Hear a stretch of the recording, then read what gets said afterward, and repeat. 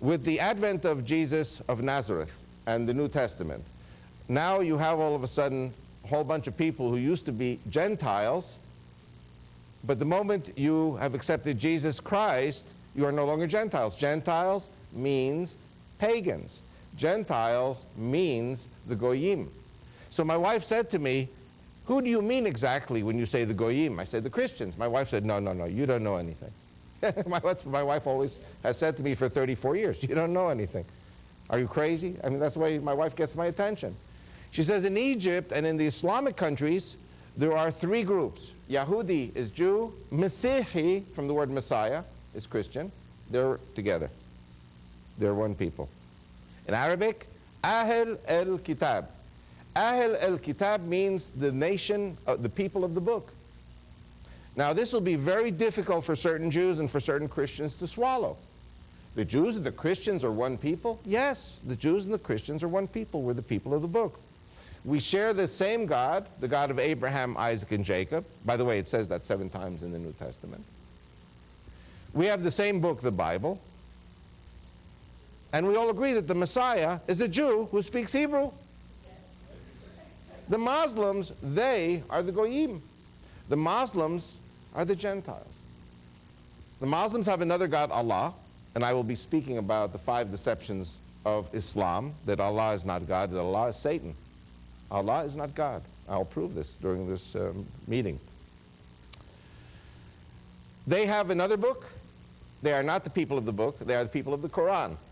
The Quran is a replacement theology book. It replaces the Bible, both the New Testament and Old Testament. And finally, the Messiah, according to Islam, Jesus of Nazareth, is coming back a second time as a Muslim, according to their faith, to murder all the Jews and Christians who have not converted to Islam. This is what Islam preaches. So the Jews and the Christians are one people, the people of the book. Christians cannot possibly be Gentiles. Gentiles are pagans. Pagans are the Muslims because they have a pagan God, Allah. So anyway, so this was my first contact with another way of thinking. And you have to understand it was very, very hard for me as a Jew from America to embrace what my wife was teaching.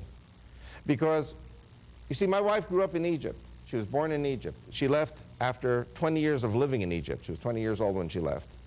And she listened to them in Arabic. She read the Quran in Arabic. She knew exactly what they were saying. And in Egypt, they're very, very proud. The Muslims are very proud in Egypt when they say to the Jews and to the Christians, we kill the Jews on Saturday because the Jews are the Saturday people, and we kill the Christians on Sunday because the Christians are the Sunday people.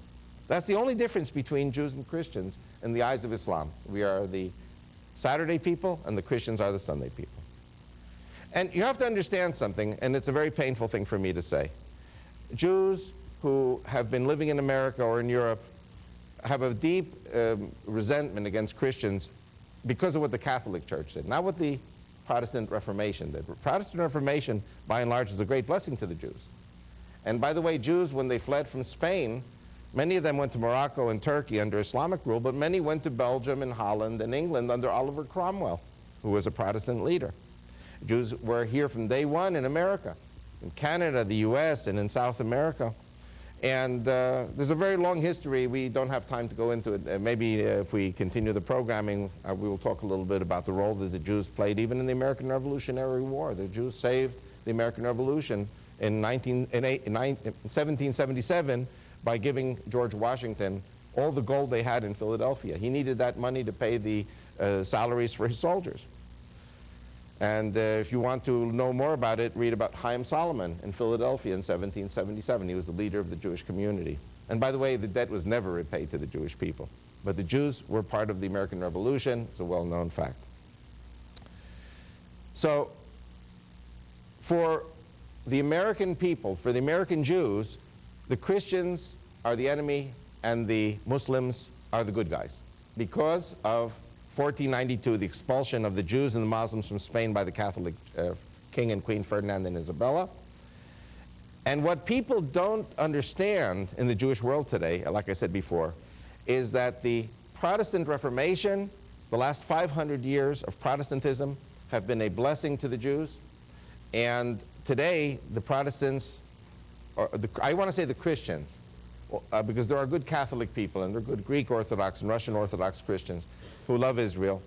Today, the Christians are not our best friends. The Christians are our only friends, and Islam basically is the dragon that wants to devour the mother and child, meaning the Jews and the Christians.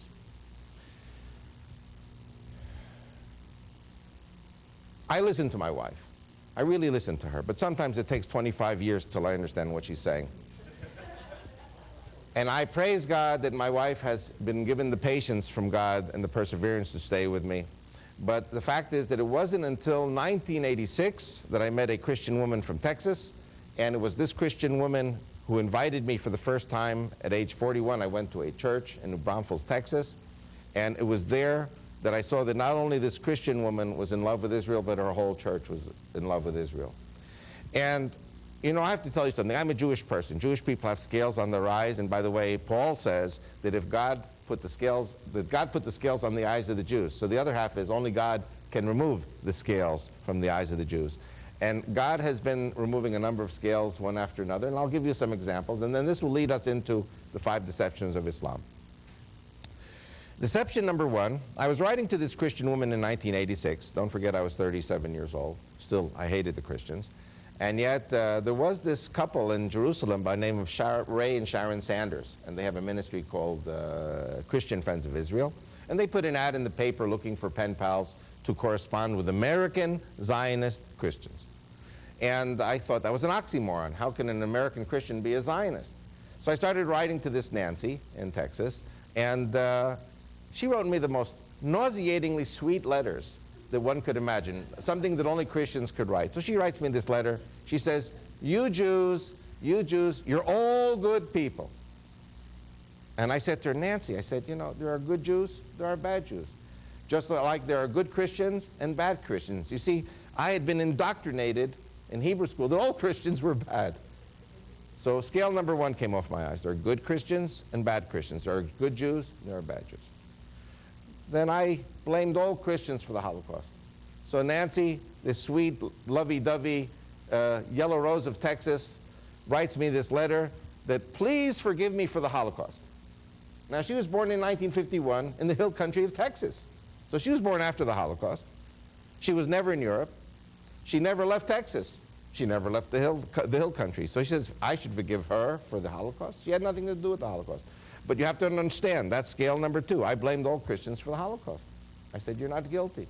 And it's interesting that you sweet and innocent Christians always take the blame on yourselves for what the evil people did in Europe, and they're not even ready to recognize what they did to us, really, even today.